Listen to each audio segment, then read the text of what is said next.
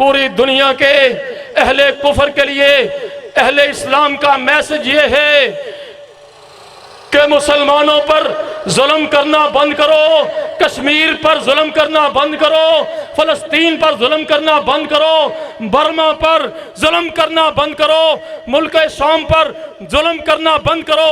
جہاں بھی مسلمان موجود ہیں جن پر ظلم و ستم کا پہاڑ توڑے جا رہے ہیں، ظلم کرنا بند کرو۔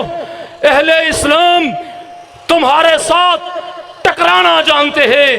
اہل اسلام پوری دنیا کے مسلمان حکمران، پوری دنیا کے مسلمان اہل اسلام الحمدللہ پوری دنیا میں پائیدار امن کے لیے کوششیں کر رہے ہیں، ٹکرانا جانتے ہیں، اپنا حق چھیننا جانتے ہیں، کشمیر لینا جانتے ہیں، وطن کا دفاع کرنا جانتے ہیں، مگر اہل اسلام پوری دنیا کو میسج دے رہے ہیں کہ الحمدللہ ہم امن کے داعی ہیں، ہم امن کے داعی۔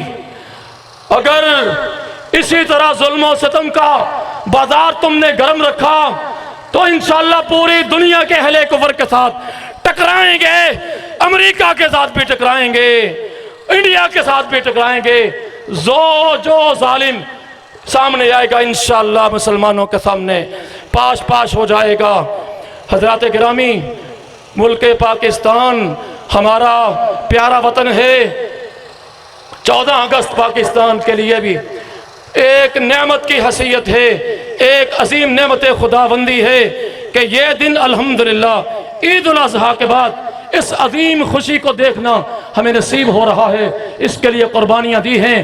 وطن عزیز پاکستان کوئی معمولی نعمت نہیں ہے، بہت بڑا وطن ہے، بہت بڑی اللہ تعالیٰ کی نعمت ہے۔ الحمدللہ پاکستانی تمام محب وطن اپنے وطن کا دفاع کرنا جانتے ہیں، دشمنوں کے دانت کھٹے کرنا جانتے ہیں، اپنے وطن کے لیے، اسلام کے لیے، کشمیر کے لیے قربانیاں دینا جانتے ہیں۔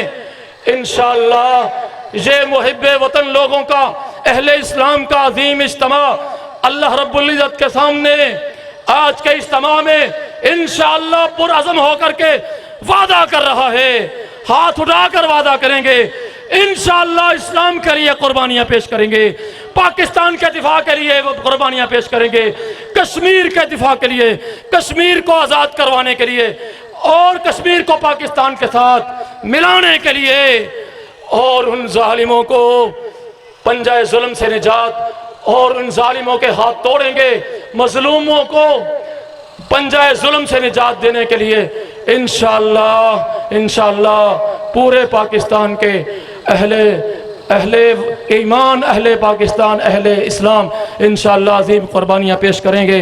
اقول قولی ھذا استغفر اللہ ولکم ولسائر المؤمنین۔